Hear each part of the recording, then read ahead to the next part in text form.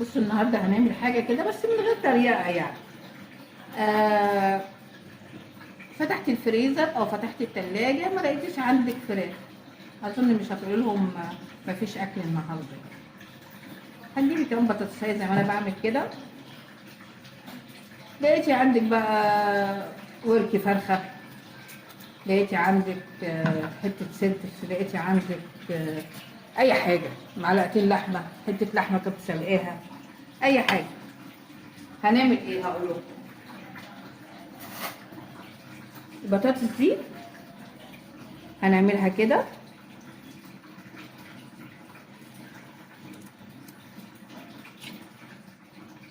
اهي. هنعمل صينيه بطاطس صغيره كده، هنعمل لها بشاميل بسيط كده، وهنعمل لها دنيا حلوه بس من غير ما تكون مكلفه. بصوا عوامه حلوه، والبطاطس دي مش هنرميها، هنحطها مع صدر الفراخ. ماشي، بصوا بقى، او مع الورك، اي حاجه عندي. تعالي هنا، احنا هنا حمرنا بصله وفيها فص ثوم متحمره اللي هي ايه، معقول. ماشي، غسلنا الورك وقطعناه مكعبات صغيره وهنحطه كده.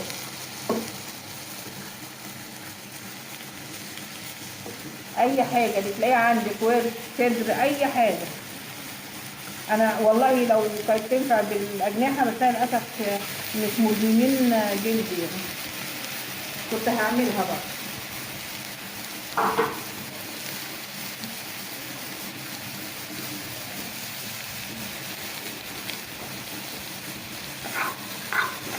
هتقولي دي يا طنط هتبقى اكله، هقول لك وهوريكي دلوقتي كل حاجه، وهوريكي خطوه خطوه ممكن نعمل ايه.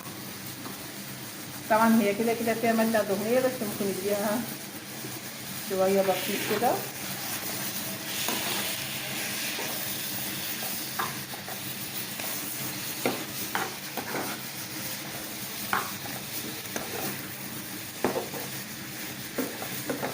ده يا جماعه ورك، والله ورك، والله ورك، مش عليه حتى نسيره من كده ولا حاجه. هتقضي قد ايه دي؟ هتقضي 6 اطفال. ولو على راي بنتي لو انا اتكيت عليها شويه كمان على راي طريقه اخليها لكم تقضي العزومه.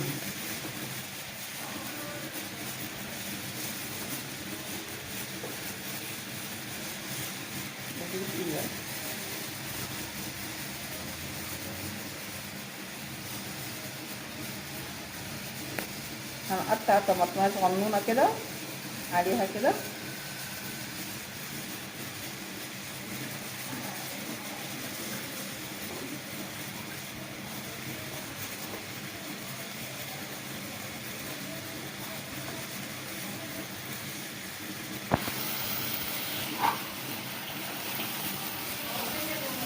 شفتوا الالوان حلوه ازاي؟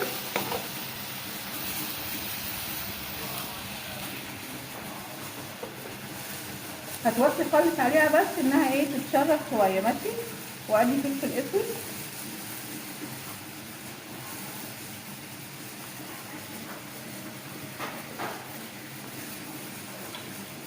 هنحط شويه كمون،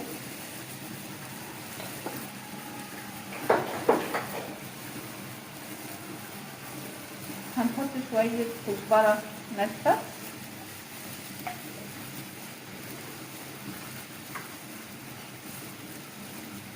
هنحط رشه جوز الطيب.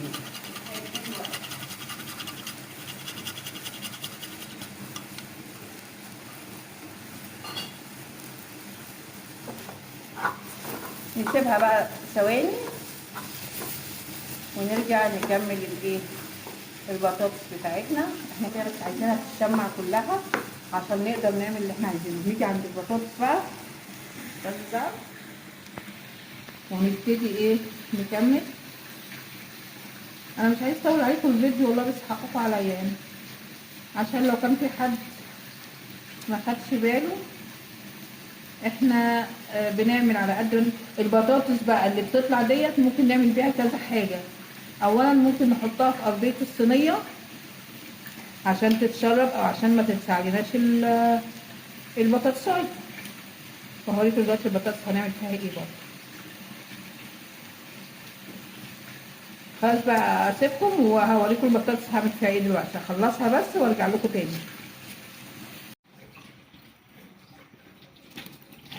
هنجيبوا طاسه هنحط فيها شويه اي ماده دهنيه، شويه زيت، معلقه سمنه اللي تعجبك، بس انا بقول بلاش من السمنه لانك هتعملي بشاميل كده هتبقى دسمه جدا، فخليكم في حاجه كده اللي هي خفيفه. حطوا فيها شويه زيت وخلاص.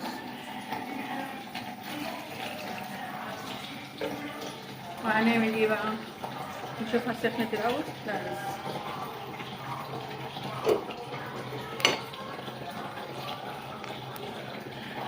هنرص فيها البطاطس كلها كده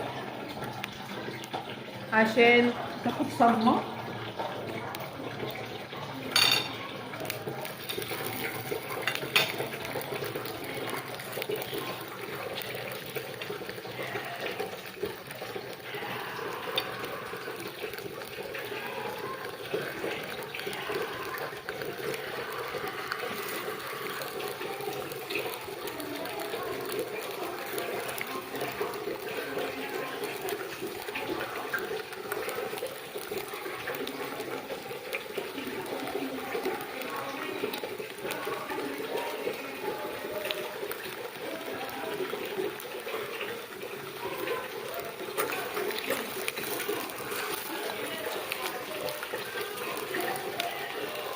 الفلوس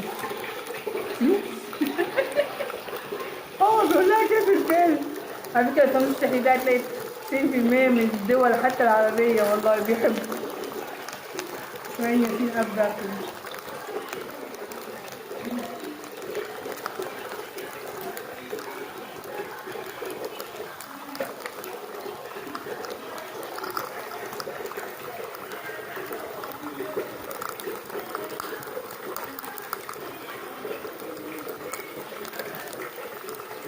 بصوا الحاجات دي اللي هي البطاطس اللي اتشالت من جوه البطاطس مش هنرميها طبعا، يعني كلها نعمة ربنا وكلها اصلا كده كده ايه ليها لازمة. هنقطعها حتت كده،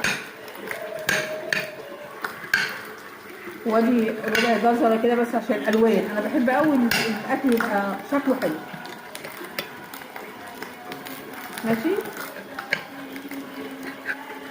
هنحطها فين بقى؟ هنحطها في ارضية الصينية. هوريكم وانا برص الصينية. بس انا دلوقتي البطاطس دي عايزاها تاخد زي صدمة كده.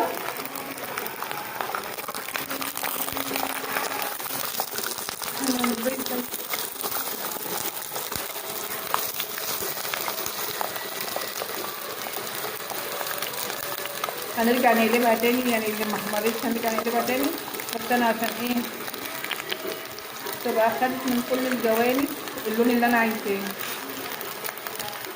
عايزاها تاخد عارفين مش تحمر، لا انا عايزاها تاخد صدمه كده عشان البطاطس تبقى مغلفه، بيبان جمالها على فكره.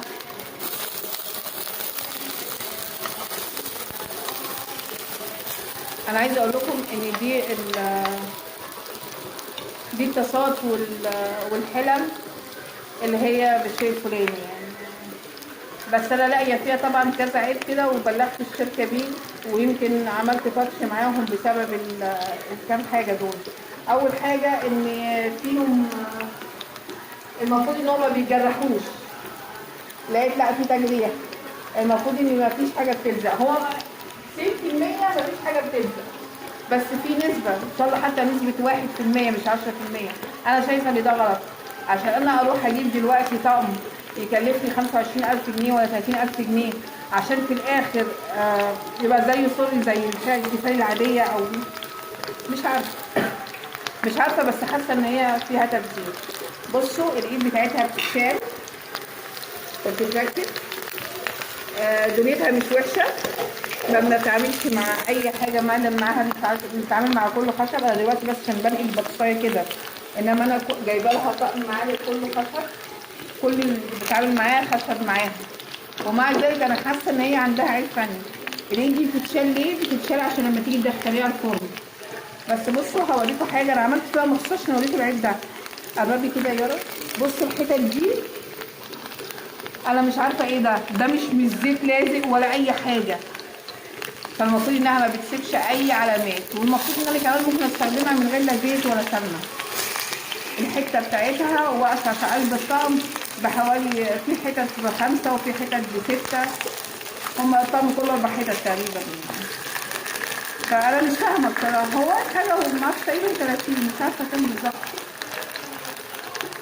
فمن الحاجات اللي مش عارفه، حاسه انها كانت فكره مني سيئه، بس مش ضيعت فلوس والله، بالعكس انا جبتها ساعتها ما كنتش حاطه في اعتباري انها تعمل كده، وقلت يبقى حاجه تخدمني في المطبخ تبقى حلوه، بس للاسف صدموني يعني.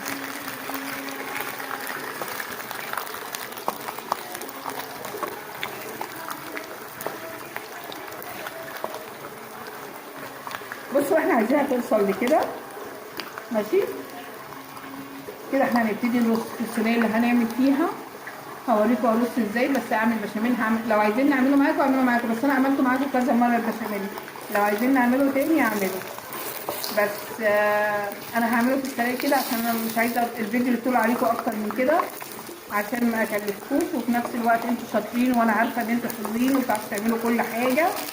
اي عروسه جديده معانا، اي حاجه تخطرلك على بال، ما تقوليش لعريسك انا ناقص في البيت كذا، اعملي باللي موجود عندك في البيت يا حبيبتي. واكيد ماما معاكي في الكلام ده، لان انا عارفه برضو ماما طيبه وحلوه، واي ماما في البيت برضو لقيت الدنيا ضيقه، انا عارفه ان هي يعني مستوره الحمد لله، بس هي في حاجات كتير اختلفت مع غلو الاسعار كمان، بقت الدنيا جميله قوي، فربنا يهونها علينا من كل مكان.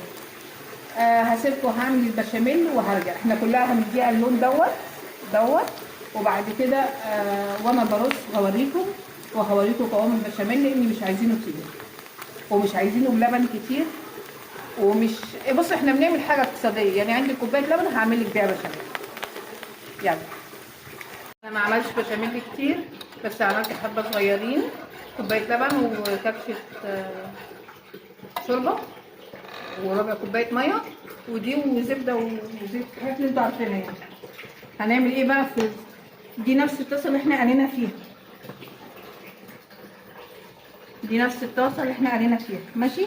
هنعمل ايه الاول؟ هنحط الفرشه بتاعتنا اللي هي ديت،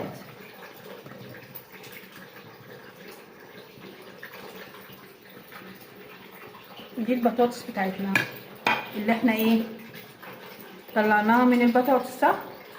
كل حكايه زودنا عليها ايه؟ بصلايه بتاع ده جزرايه، وهنضيف عليها بصلايه صغيره هنقطعها حلقات. ثواني بس هجيبها لكم اهي، ثواني. هنقطعها حلقات رفيعه جدا.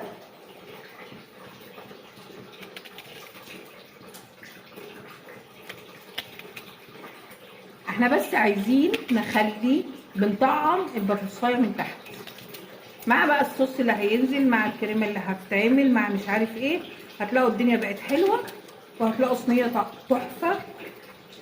عايزه تعمليها في صينيه كبيره اعملي، يعني انت هتشوف دلوقتي انا هبقى مزنقاه، بس هي كل الحكايه ان انا ايه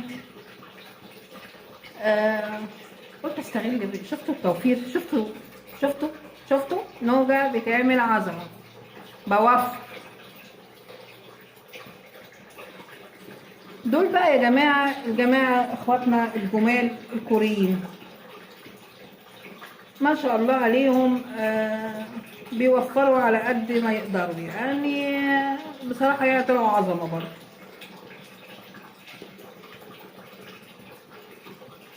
لسه عشان بس ما حدش يقول ايه، يعني حته البطاطسايه اللي احنا مقورينها خساره حطيتها. لو انت عايزه تقطعي حاجه تانية وتحطيها تحتها وما يبانش ان في حاجه، لان اللي هياخد كده هيطلع له المركب ده بالفراخ بالصوص بتاعتها. بس عشان ما تقولوش ان ايه انها هتبقى فاضيه ولا حاجه. بصوا ما شاء الله حلوه جدا جدا جدا، ان انا كل واحد يبقى المركب بتاعته فيها حته الفراخ بتاعته،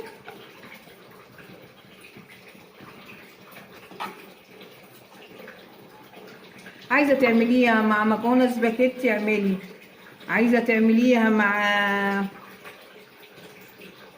اسمه ايه، مع مكرونه بشاميل اعملي. بصي اللي انت عايزاه، انا شايفه ان اللي انت عايزاه وهتقدري تكفي بيه بيتك اعملي.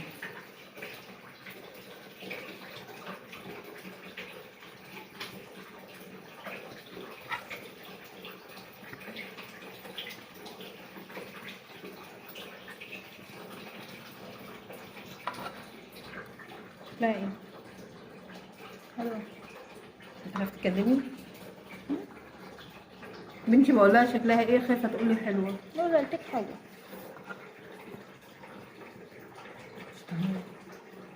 والله هو كل اللي احنا عايزين نقوله بس ان يعني ما فيش حاجه اسمها اصل انا ما عنديش، اصل انا ما مش مكفيه، اصل انا مش عارفه ايه. الواحد زهق من الكلام اللي بيوجع القلب دوت. محبط، كلام محبط. ايوه محبط والله، انت بتقولي فيها محبط. بتجيلها واحده تانية بقى ما عندهاش خالص، بتقول لها يعني احمدي ربنا، ده انا اللي انت فيه ده نعمه. انا بحب السبايسي يا جماعه، بس في حد قال لي انت كل ما تعملي اكل تعمليه سبايسي، بنيجي نجربه مش سبايسي ما بيبقاش ليه طعم. لا على فكره انا عاملاه هو مش سبايسي، بس عايزه اقول لكم هاكل جنبه 2 كيلو فلفل ونص كيلو مخلل عشان انا بحب السبايسي. بس والله العظيم زي ما انتم شايفين كده وما شاء الله، يعني ما فيش، لو انتم شايفين حاجه ما فيهاش كتير قولوا لي يا لو في حاجه. حطي هنا كمان شويه.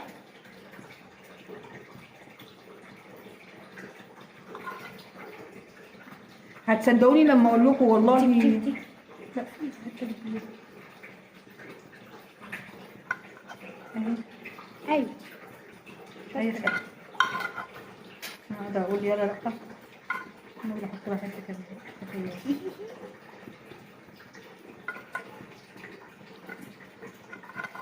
انا عايزه اقول ان الدنيا دي والله مش مستاهله خالص ان انتوا تعملوا مشكله كمان على الاكل. احنا مش ملايكه، وهتلاقي عندنا اخطاء كتير، هتلاقي عندنا غلطات كتير، محدش فينا ملاك. بس ساعات الواحد بيقول انتوا ولادنا، انتوا بتتعلموا مننا.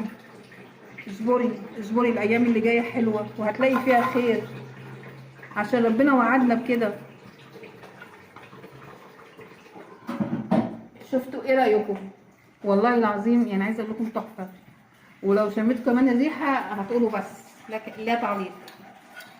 انا بقى ما عنديش جبنه موتزاريلا ومش هقول لا، جبت حته جبنه رومي، حطيت منها حته في البشاميل ماشي، وهبشر الباقي قدامكم دلوقتي وهنحط.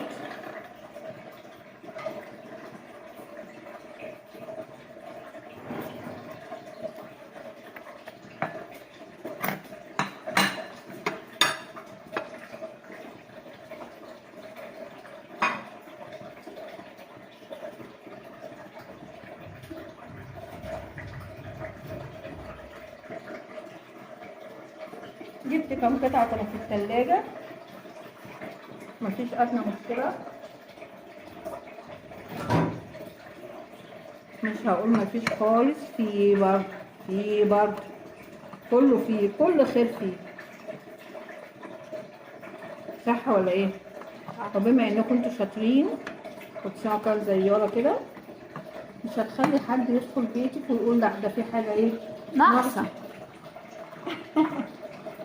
اللي موجود يست، اللي موجود يعمل غدا، اللي موجود لو في ضيوف جايين لي مش هقول لهم معلش اصل انا ما جوزي نسي يسيب لي فلوس، ولا ما فيش حاجه في الثلاجه، ولا الكلام الفاضي ده كله، لا في حريم بتعمل كده؟ اه. العبيطه بقى، العبيطه اللي تعمل كده، العبيطه اللي تطلع نفسها اقل من الناس. الجدع لا.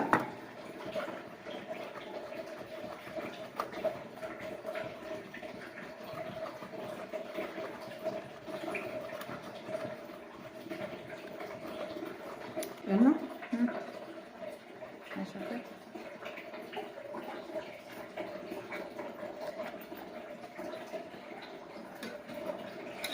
بصوا بقى، انا قلت لكم ان انا عايزه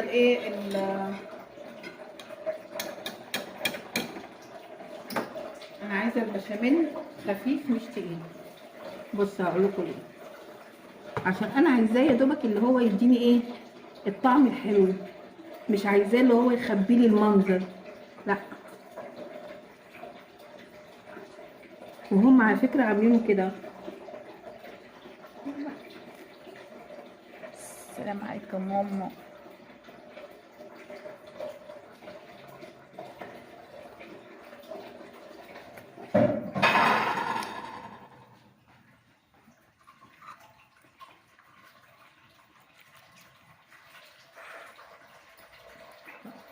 انا عايزه اقول لكم ان هو بقى يعني بيقولوا ان هو عامل وليمه.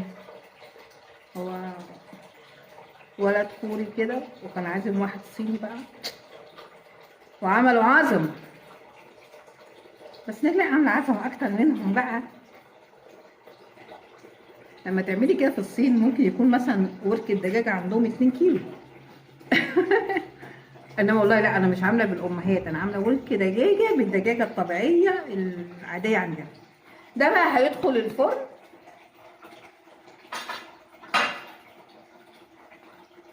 هيقعد قد ايه جوه؟ هيقعد 25 دقيقه. ماشي.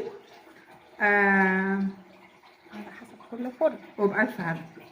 ايه، لما هصورها لكم لما يطلع من الفرن وهو والرز اللي معاه. يلا. وكده ده احلى طبق رز ومعاه بطاطس، كل ده بربع فرخة يا جماعة.